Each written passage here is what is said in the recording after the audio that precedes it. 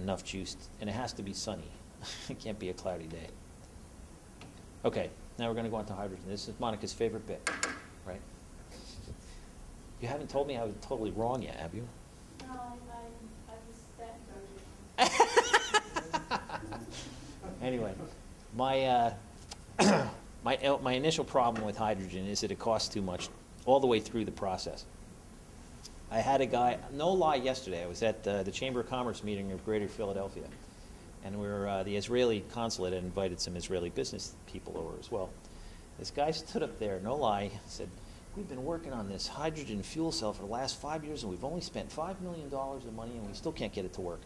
It's like, okay, it's like, just pour the money in, you know, just crazy. Anyway, so the problem with the hydrogen is in every bit of water, and the planet's full of water, so we have tons of hydrogen. There's no question there's a ton of it. The question is the efficiency to make it work. The creation of the fuel cell is expensive. Okay, so that costs about 3 times as much as a battery, right? About 3 times as much as a battery? I don't have that. It's just expensive. So if you use electricity, which is typically the way you get hydrogen, you pump electricity through metal in water, and you get you get hydrogen. The hydrogen comes apart from the water molecule. That's typically lose about 30% of the energy that you pump in there to get that out. So there's 30% gone. Then you need an electric pump or something to pump the hydrogen into tanks, and then you pump it into the car, so you're losing about another 10%. And then you put it through the fuel cell, and the fuel cell is not as efficient as you'd think, so then you lose a little bit more. Ultimately, it's just about 70% of the remaining energy is lost. So the fuel cell, if you took that energy and you just put it into batteries and then propelled the electric car, you'd be far ahead. So 3/4 of the or more of the energy doesn't get to the actual battery or to the actual motor. So plug-in electric cars are functional today, they work today, and the hydrogen is always 5 to 10 years away. I just read a story the other day that said Japan had figured out how to make a kilowatt of electricity from hydrogen through water for 18 cents a kilowatt hour. It's still more expensive than it is for me to get it from my utility. Not yours, Paul. You pay way more than that, right? More than 18 cents a kilowatt? How much you pay for electricity? That's what I pay for electricity. 18 cents? 18 cents. See, it's getting closer. So who knows? Anyway, so a plug-in car can go about 4 times as far on the same amount of energy that you use to get hydrogen out of water and pump it into a car.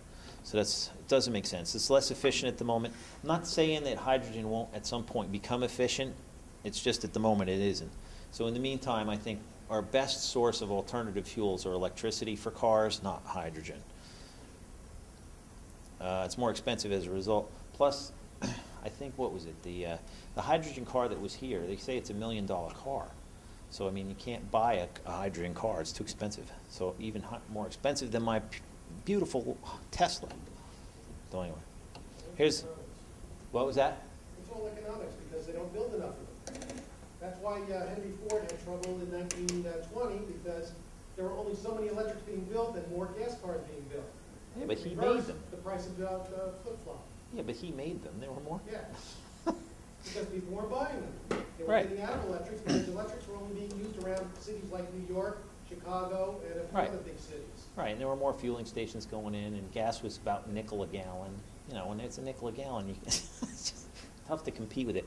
And it is truly a miracle what gasoline is. Don't get me wrong. I don't shortchange what gas does. I mean, gasoline, a gallon of gas can take a car between 30 and 50 miles. It's incredible. A gallon of milk, you know, you know how big a gallon is, not much. And then the fact that it can move you that far does the work of like 12 men. So you're thinking it's just, it is an incredible fuel, no question.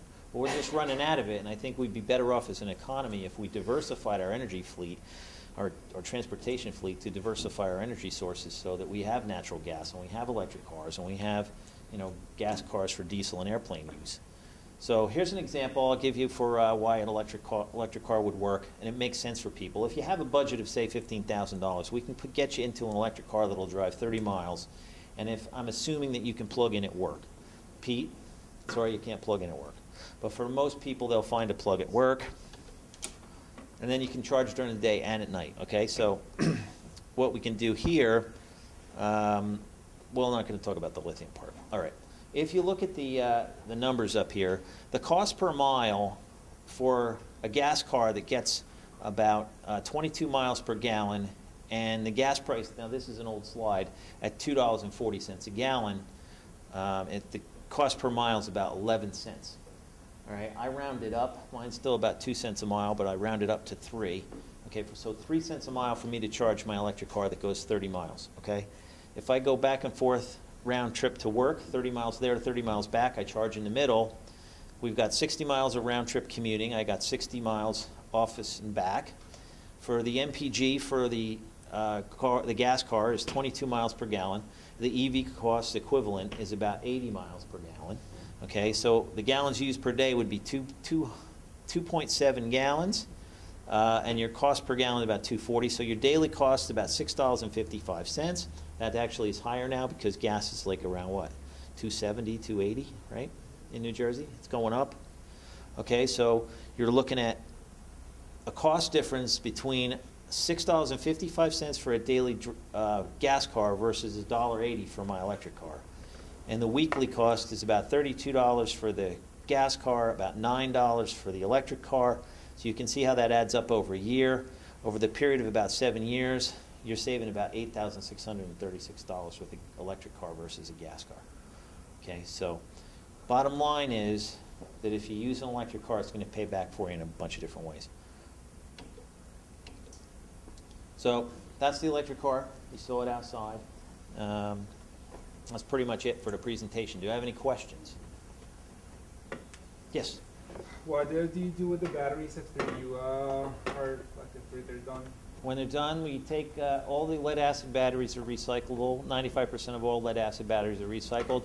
And there are new plants showing up for lithium, and most of the lithium will be recycled as well. Because we want to make them into more batteries. Because once you have the metal already here, it's easier just to recycle it than to go mine it and bring more back. If you think about most of the lithium is overseas too. So the more lithium we bring back, we'll have it as a supply to constantly renew it, keep churning it into more batteries. I read somewhere that something like 90% of the lithium we get for these batteries comes from Afghanistan. Really? I thought it came from Chile. That's why the Russian mining interests are the only ones there, selling it to the Chinese. Chile and Bolivia. Chile and Bolivia, right? Yeah, that's what I thought. Those are the two primary sources. Bolivia has a ton of it, but their president is kind of he wants to own like 70% of any company that comes in there. So I don't know if that's going to be a source. Most of the lithium that we get, I think, is from Chile. Yeah. So for now, I don't think Afghanistan, but you never know. Could be Afghanistan. Any other questions, Monica?